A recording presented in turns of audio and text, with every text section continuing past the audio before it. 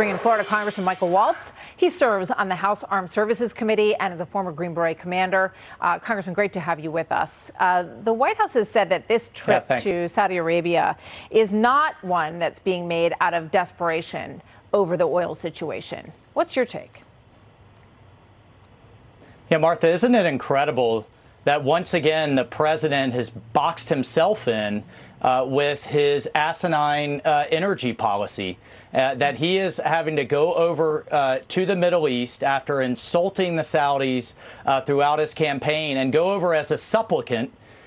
Basically, I mean, it's transparent to everyone that he's over there to Mother May I, beg and plead for the Saudis to pump more, when all he would have to do is take on the progressives here back home and pump more, which, oh, by the way, is cleaner American oil and gas. And if he would just do that, if he would just take them on politically, he would not only be lowering prices for Americans and helping himself politically, but he would also be starving oil-rich dictatorships around the world, from Iran to Venezuela to Putin himself, of their cash. And by the way, just very quickly, Martha, Putin right now is back at pre-war export levels. For every European country that has turned away, or the United States that turned away, China has stepped in twofold, and China has now seen a 50% increase in imports of Russian gas. So this is just broken across the board, and there is one fix: that's unleash American energy, and he refuses to do it.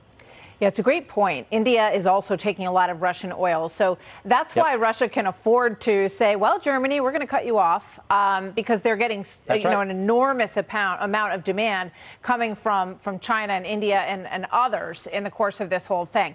With regard to, this is Oliver Knox's analysis. He wrote about this today. He said, that pariah, meaning MBS, has extensive access to the White House, new U.S. arms sales, and now a presidential visit, including a face-to-face with MBS, who wasn't even welcome on the phone a year ago. This over fierce opposition from Saudi human rights activists who see the Crown Prince as the architect of repression at home. And a U.S. intelligence report clearly laid out in February of 2021, Congressman, we assessed that Saudi Arabia's Crown Prince Mohammed bin Salman approved an operation in Istanbul, Turkey, to capture or kill Saudi journalist Jamal Khashoggi. So what do you suggest we do about that? Well, I mean, look, the killing of a journalist is despicable. It should be called out.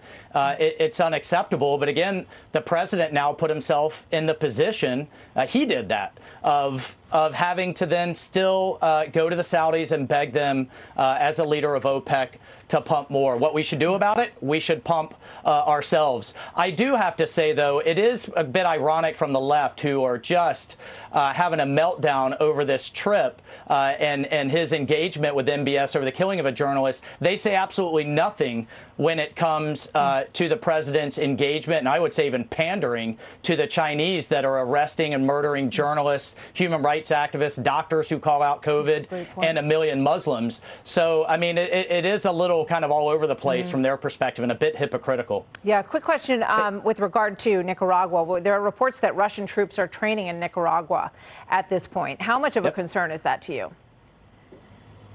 Oh, it's a huge concern. I mean, I feel like we're going back to the 70s with the Biden administration, and we're going back to that as well. The Russians in Central America, they were already in Venezuela. This administration, as we saw with the disaster that was the Organization of American States, has completely turned their back on the Western Hemisphere, on our own backyard. Well, you know who's there big time? The Chinese, who control both sides of the Panama Canal now, and now the Russians. So, I mean, it's just, once again, just a disaster after disaster on the foreign policy front from this administration. Final thing, I hope, back to the Saudi trip, the president can sit aside his disdain of President Trump, his ego, and actually talk about the Abraham Accords. He's going to Israel after. Wouldn't it be great if we revived that amazing dialogue and had some kind of engagement between the United States, the Saudis, and the Israelis to start moving peace in the Middle East forward again? Yep, that's what I hope to see. Would be a very powerful alliance, and that was a huge breakthrough agreement reported on all sides. Thank you very much, Congressman. Always good to see you, Congressman Michael Waltz.